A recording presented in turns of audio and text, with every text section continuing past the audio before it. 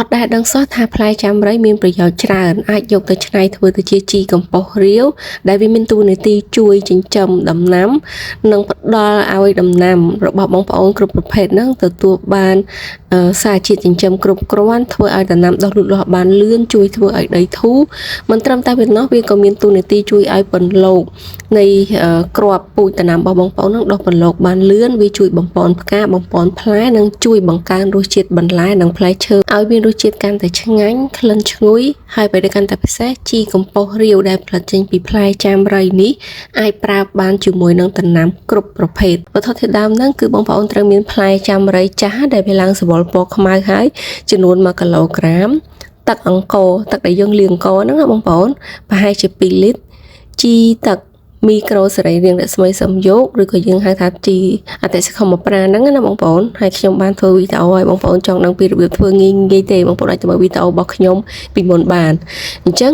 ជីទឹកមីក្រូសរីរាង្គរស្មីសំយោគនេះបងប្អូនប្រើប្រហែលជា100 cc ហើយមួយទៀតគឺសម្ភារៈសម្រាប់ធ្វើហ្នឹងគឺបងប្អូនត្រូវត្រៀមធុងដែលមានគម្របណាធុងតូចឬធំទៅតាមស្ថានភាពជាក់ស្ដែងដែលបងប្អូននឹងផលិតជីទឹកនេះហើយបច្ចៈតិចគឺជាធុងដែលមានគម្របដែលបងយើងប្រើដើម្បីធ្វើការផ្អាប់ជាដល់របៀបនៅក្នុងការធ្វើគឺបងប្អូនប្រមូលផ្លែចាមរៃបានហើយបងប្អូនយកវាមកកាច់ជាបំណែកតូចហើយមិនបាច់ចាំកិនទេពីព្រោះថាសបកនៃផ្លែចាមរៃហ្នឹងគឺវាងាយនឹងរលួយទេ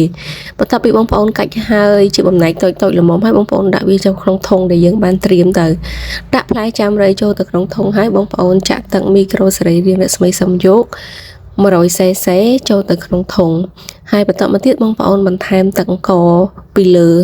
នឹងទៅហើយចំបរិមាណដែលយើងប្រើទឹកអង្ករហ្នឹងធ្វើយ៉ាងណាឲ្យលិចផ្លែចាន់រៃហ្នឹងណាបងប្អូនបន្ទាប់ពីយើងដាក់វត្ថុធាតុដើមទាំងអស់ចូលហើយបងប្អូនក៏កូរវាឲ្យសព្វឲ្យ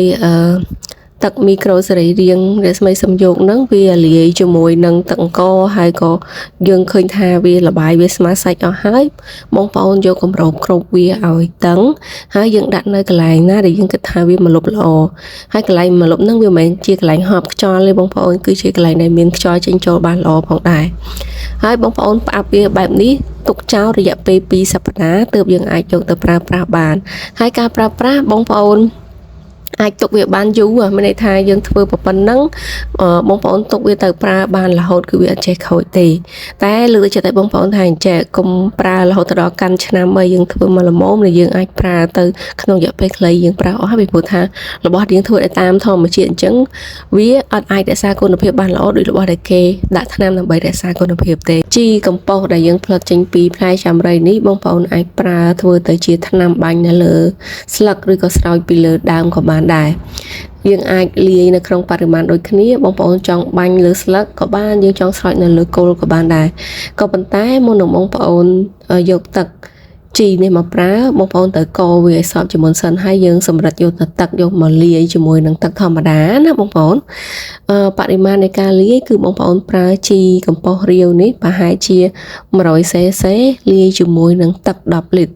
ហើយបងប្អូនក៏កូរវាឲ្យសព្វទៅហើយយើងយកវាទៅបាញ់ពីលើដំណាំរបស់យើងដែលយើងគិតថាយើងចង់បំពន់វាឲ្យវាល្អឲ្យវាដុះលូតលាស់លឿនហើយធ្វើឲ្យដីធូរធ្វើឲ្យផ្លែវាទទួលបាន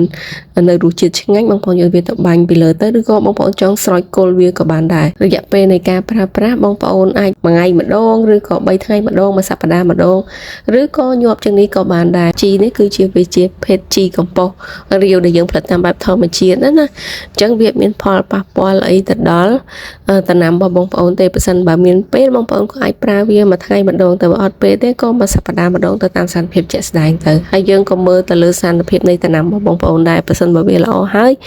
យើងក៏វិជាពេលនៅក្នុងការប្រើប្រាស់ទៅតែបើសិនបើវាយ៉ាងអន់ខ្លាំងក៏យើងដាក់វាយ៉ាងញាប់ទៅតាមអ្វីដែលបងប្អូនគិតថា